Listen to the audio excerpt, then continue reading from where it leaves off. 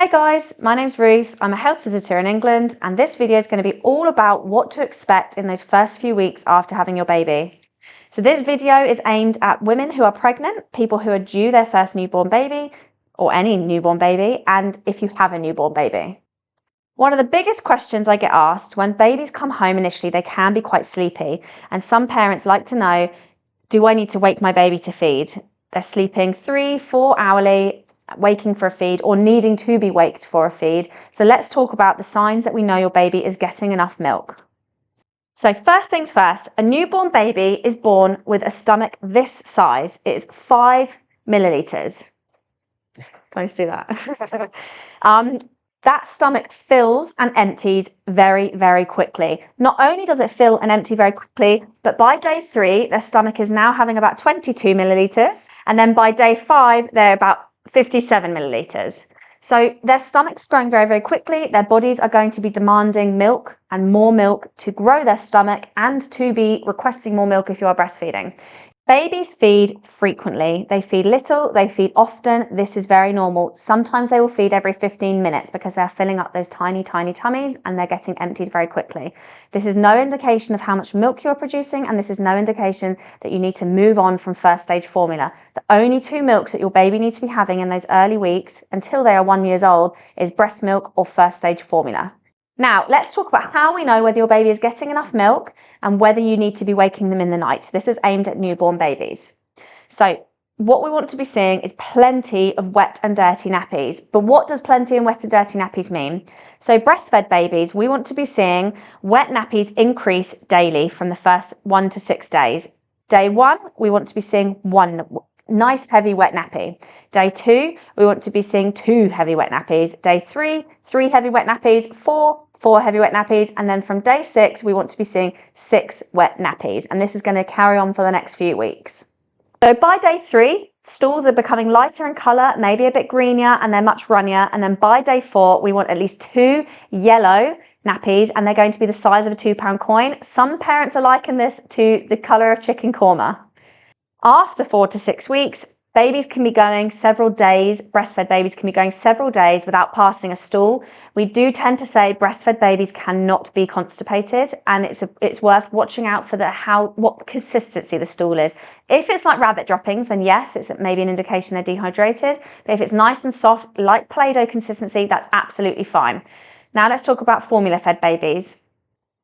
So with formula-fed babies, to know that they're getting enough milk is we would like to be seeing 6 wet, heavy nappies a day by day 5, and that's within a 24-hour period, and 1 stool a day. And this is again the size of a £2 coin, yellowish in colour. So alongside plenty of wet and dirty nappies, which is a huge indication of how well your baby is actually doing up until the age of 1-2 years old, is that they are gaining weight well. Now, it's very, very normal for newborn babies to lose up to 10% of their birth weight, and that is with breastfed babies and formula-fed babies. Like I said, that is no indication of how well your breast milk is doing or how much it has come in. A lot of babies will lose some birth weight. If they are gaining weight well and you have plenty of wet and dirty nappies, you do not need to be waking your baby for a feed, and this is an indication they are getting enough milk. Now, another big question I get from parents is my newborn baby will not be put down, or mum and dad put them down, 5 minutes later, they've woken up. This is very normal. You are doing nothing wrong. You have not created a rod for your own back. We like to view the first 3 months of a baby's life as the 4th trimester. You have 3 trimesters throughout your pregnancy, and then the 4th trimester is the next 3 months where your baby has been born.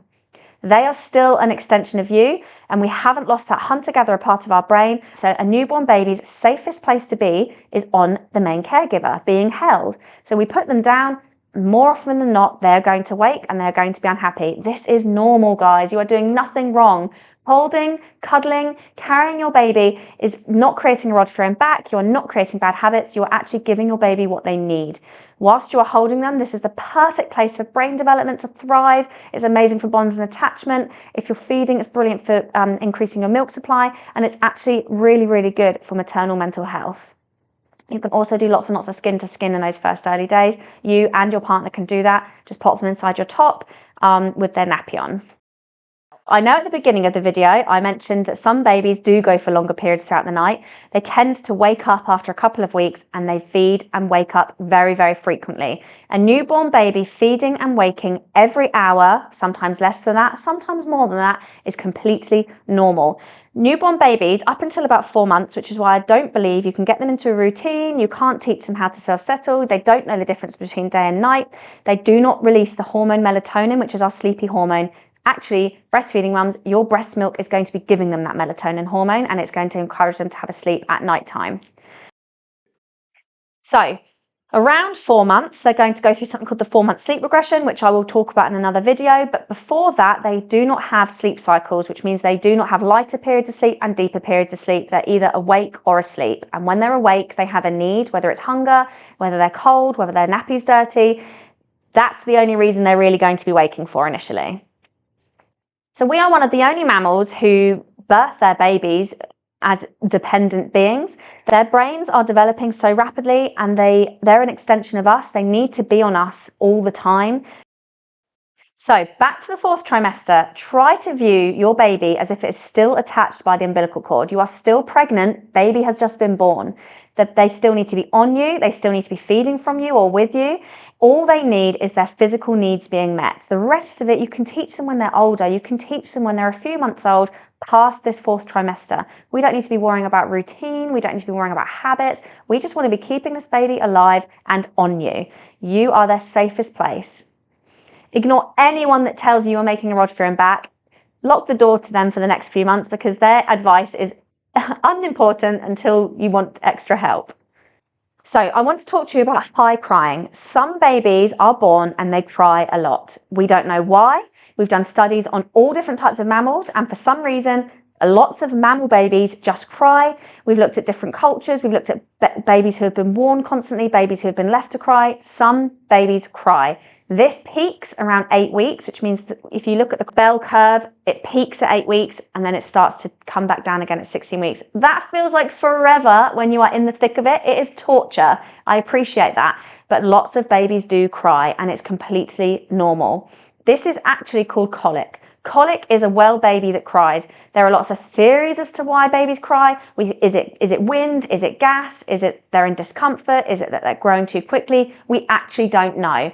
Colic is a well baby that cries and there's not a lot you can do about it other than continue to feed, try to get outside for some fresh air, baby wear if you can get a sling, and of course pulling on your support network, getting as much support as possible. You are doing nothing wrong. Some babies just cry.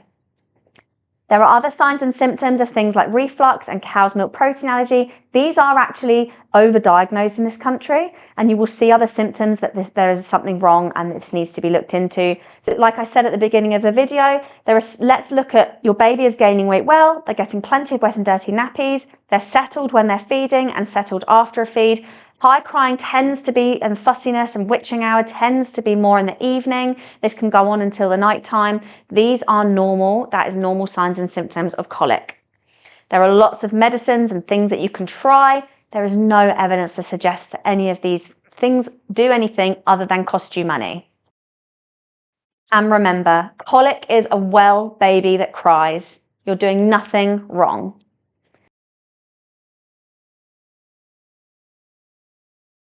So let's now talk about your milk coming in. I hear a lot of parents saying to me, my milk never came in, so I was unable to breastfeed. I just want to give some reassurance around this without dismissing parents that believe their milk didn't come in. It's actually believed that a very low percentage of women's milk doesn't come in. This can be as little as 5 to 15%. I think we just haven't taught parents what it looks like in those first few days. Your milk doesn't actually come in until day 3 to 5. Now, around day 3 to 5, you will become incredibly engorged and you can also become quite tearful and emotional. This is what we call the baby blues. This is going to happen whether you breastfeed or formula feed. Now, this is where it's really important for your partner or your loved ones to be really in tune with you and look at how your mood is. Baby blues is completely normal. However, if it goes on for another week, 2 weeks, this is when it's not normal and we maybe need to just offer you some extra support with your mental health, your mood, your anxiety. That's completely normal and some women just need that extra bit of support. Signs and symptoms that your milk hasn't not come in. Your baby is feeding lots and fussing at the breast. Not a sign that your milk hasn't come in. Your baby is feeding frequently, every 5, 10, 15, 20 minutes. This is not a sign that your milk has not come in. Your baby has lost some weight since birth. This is not a sign that your milk has not come in. Those first few days, you're producing colostrum, which is liquid gold, and this is genuinely going to set up the path of your baby's microbiome, potentially for the rest of their life. So if only giving them some colostrum for those first few days, that's absolutely incredible. And I just want to remind you of how tiny their stomachs are. That is how much colostrum is needed. Barely any. It is genuinely liquid gold. Something to help with milk supply is skin to skin. Skin to skin is honestly absolutely incredible. And I'm talking about if you can be bra free, your baby just in a nappy, inside your t-shirt, this is going to help with your milk supply dramatically. Also, if you can smell your baby as much as possible and if you can hear your baby crying. So if your baby has unfortunately been admitted to NICU, then having an item of clothing that smells like them and having a video recording of them crying, this is going to help with your milk supply. And what I want to speak to you about lastly is listening to your gut instinct, trying to ignore societal pressures. Your baby is dependent. We are obsessed in this society with creating independent babies who sleep on their own, who aren't held. We don't create rods for their back and we don't create bad habits. None of that's important and none of that means anything in those first few months. Hold, cuddle, kiss, be with your baby as much as possible. Try to imagine that you are still pregnant. Baby is just born on the outside. They are designed to be on you. They don't understand that they've been born. They are still a close extension of you and your body. This is when your partner can support you with trusting your gut instinct. If something doesn't feel right, it doesn't feel right for a reason. We have millions and millions of years where we've evolved to be able to do this. We are designed to have these babies and bring them up. So try to listen to your gut instinct and ignore all of those societal pressures. And also, guys, controversially, I encourage bed sharing. This needs to be done safely, and I will do another video on how to do this safely. In the meantime, please look up the Lullaby Trust. You can bed share, and as long as it is done safely, and that's the most important part, it has to be done safely. So just remember, guys, you are doing such an amazing job.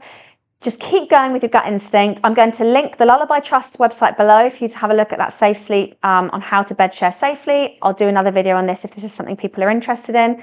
Please like, subscribe, follow, comment below. I'll answer any questions that people are commenting. And if you have any videos that you'd like me to do, then yeah, please comment them below. Please go and check out the other social media platforms where I upload videos every single day.